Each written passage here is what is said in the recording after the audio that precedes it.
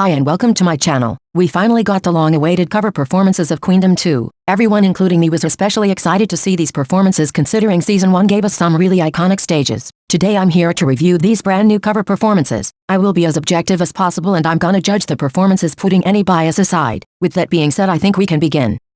They were surely unlucky since they tested positive for COVID and had several problems during their practices and recordings. I was genuinely worried that something was gonna go wrong in the final performance, but thankfully everything went smoothly and they successfully completed their performance without any problem. Now let's talk about the concept. We love an heist concept. We love brave girls are thieves. They make robberies look amazing. I like the fact that there was some kind of storyline. It made everything more interesting and it keeps you watching to see how it all ends. They used the whole stage very well and despite the budget not being that high it still looked pretty fancy. I think they could have done much more for the dance break. It looked cool just because there were a lot of dancers, but the choreo per se was pretty underwhelming. I don't really know what it is, but the whole performance just felt a bit boring and repetitive for me. There were moments that really captured my attention and there were other moments that felt pretty empty. Anyway, call me biased, but Eunji stole the show for me. Eunji main slayer.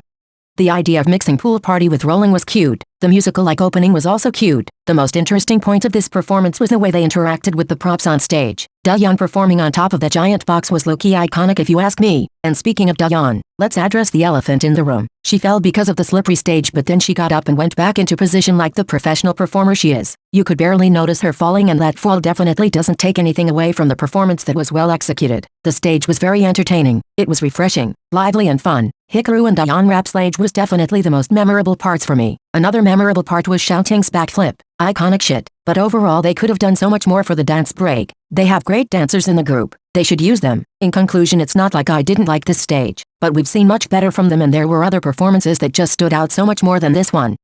Never in my life I would have thought I'd ever see a natural with a tango concept, but Viviz surprised me. The idea of playing with the mirrors in the beginning added a very interesting touch and made the performance begin with something unexpected. The whole atmosphere felt very charming and captivating. I was a really big fan of the rearrangement of the song. Also, as you know, G-Friend never rapped in their songs. This was probably the first time Eunji and Sinbi rapped. They did kinda good, not gonna lie. What I liked the most though was definitely the way they went about the dance break. Each of the girls had a solo moment, a solo dance break where they were doing different things and that made the whole performance feel much more dynamic even if Eunha messed up the move she was supposed to do. This was a good performance. I just know that while I was watching it I was really vibing. I was really feeling it. The only thing is that they probably shouldn't have attempted at covering Yeonjung's high notes because they sounded quite bad honestly.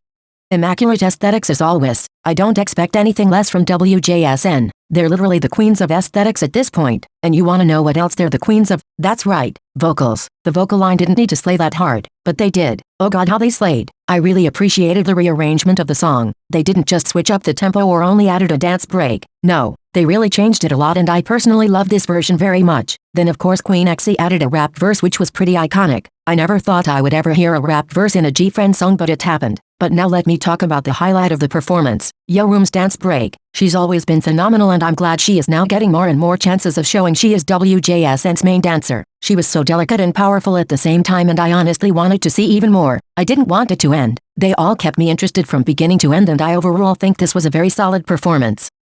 Hyorin will not stop slaying. It actually feels like she becomes even more of a slayer as time goes by. Not gonna lie, she made me forget this was a LOONA song that was originally performed by 12 people. She made it her own with her phenomenal vocal color. Her voice is insane. She really said I'm the best vocalist in here. She was so smart for also adapting the song to her voice and switching it up a little. Her presence is also out of this world. And then the concept, a Catwoman version of So What? Like how did she even come up with that? Let me be honest, at first I didn't know if it was gonna work. It seemed like an odd combination, but she made it look as if the Catwoman concept was the actual original concept for the song. Not gonna lie, I was not expecting her to add a bit of Paint the Town, but the overall combination was great. Does Hyorin ever disappoint? Absolutely fucking not. She did it again, giving us another memorable performance. But I do have a complaint. Where was the budget? Like why was the stage so empty? I get it that she fills the stage with her presence alone, but it would have been nice if there was something more.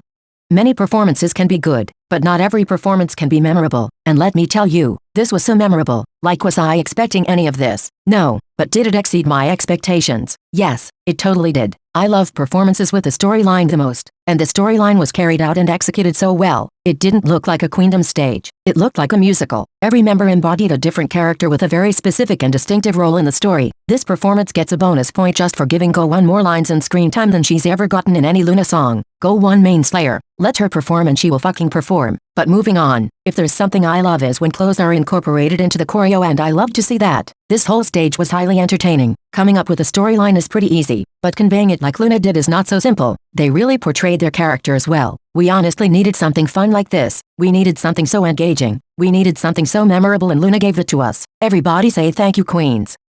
Okay, this is it. In conclusion, I just want to say that even if I think these stages were not bad at all, the cover stages that Queendom Season 1 gave us were much more outstanding and iconic. Hopefully we will see more iconic stuff in the following episodes. Anyway, thanks for watching. Bye besties.